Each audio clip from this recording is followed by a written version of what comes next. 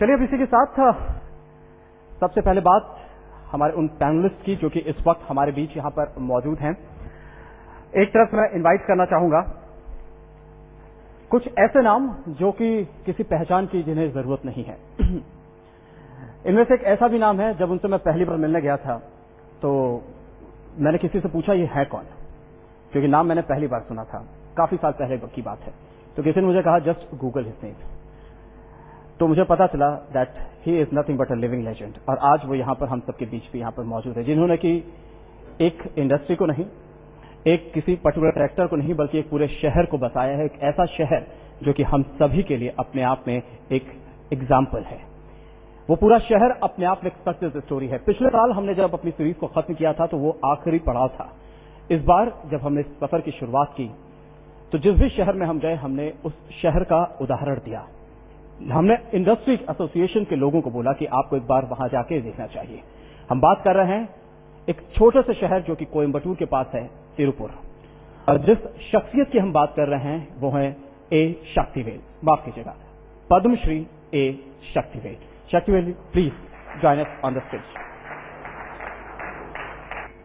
क्या हिंदुस्तान में silicon valley जैसे एग्जाम्पल्स देखने को मिलेंगे? वो दिन कब आएगा नहीं मालूम, लेकिन इसकी शुरुआत हो चुकी है। और इसकी शुरुआत कुछ ऐसे लोगों ने की है जिनके बारे में बताने की जरूरत नहीं है। और हमारे साथ इस वक्त खुद इंडियन एंजल नेटवर्क के फाउंडर सौरभ श्रीवास्तव इस वक्त मौजूद हैं। Saurabh ji, please join us on the stage. आज हम इनसे जानने की कोशिश करेंगे कि आखिर कैसे हिंदुस्तान में उस इकोसिस्टम को बनाया जा सकता है। बात जब एसएमई की होती है तो एसएमईज को सबसे ज्यादा जिसकी जरूरत होती है फाइनेंस की, एक बार फिर। और उसको सपोर्ट करने के लिए गवर्नमेंट ऑफ इंडिया ने कई सारे मैकेनिज्म तैयार किए हैं, जिनमें से एक सबसे अहम रोल निभा रही है एक एजेंसी जिसका नाम है SIDBI, small industrial development bank. और सिडबी की तरफ से हमारे साथ इस वक्त खुद उनके डिप्टी एमडी मिस्टर एन के मैनी साहब मौजूद हैं। Sir, please join us on the stage. अब आपको मैं एक ऐसे शख्स से मिलवाना चाहूंगा, कुछ साल पहले जब उन्होंने उस एजेंसी को टेक ओवर किया, एक सिक पीएसयू थी, और आज के दिन में एक मिनी रत्ना कंपनी, और अगले 1 से 2 साल के अंदर वो कंपनी देश के नवरत्ना कंपनी में से एक होने वाली है।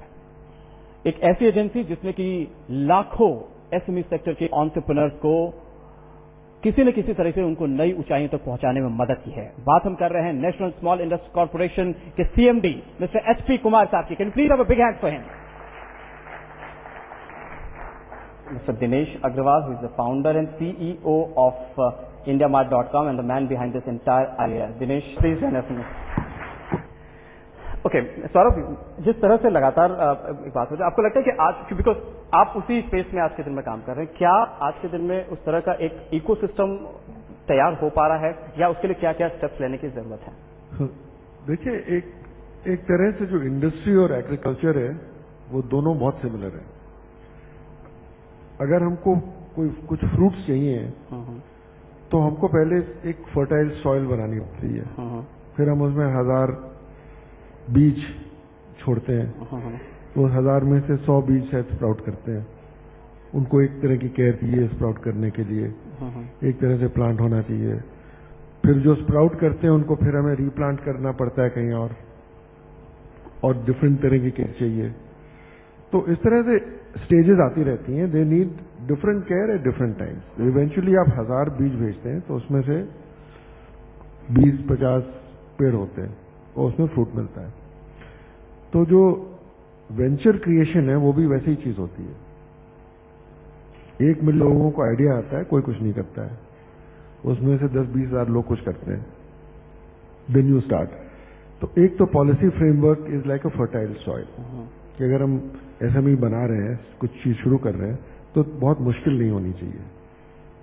हमें 10 क्लियरेंसेज नहीं चाहिए, हमें ये नहीं होना चाहिए कि 50 इंस्पेक्टर रोज आ रहे हैं। बड़ी कंपनीज को दिक्कत नहीं होती है सब में, पर स्टार्टअप्स को बड़ी मुश्किल होती है।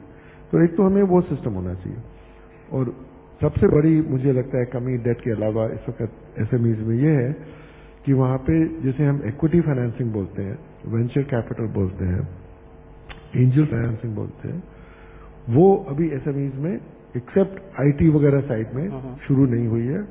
और उसकी वजह यह है कि जो लोग इन्वेस्ट करते हैं वो इन एसएमई सेक्टर्स में, इन सेक्टर्स में ज्यादा इन्वॉल्व नहीं हुए हैं, और जो एसएमईज इन सेक्टर में है उनको भी खुद समझ में नहीं आता है कि ये इक्विटी फाइनेंसिंग क्या है, किस तरह से लेनी चाहिए। एक माइंडसेट है ना कि अगर हमारी कंपनी तो हमारी कंपनी ने जो इक्विटी फाइनेंस जिस दिन लिया उस दिन कंपनी बेगानी हो जाएगी। एक जो माइंडसेट है ये भी चेंज होने की यहाँ पे जरूरत है। दिनेश अग्रवाल साहब, आप लगातार इतने सारे एसएमई से मिलते हैं, आपको क्या लगता है कि क्या आखिर कमी कहां पर है यहाँ?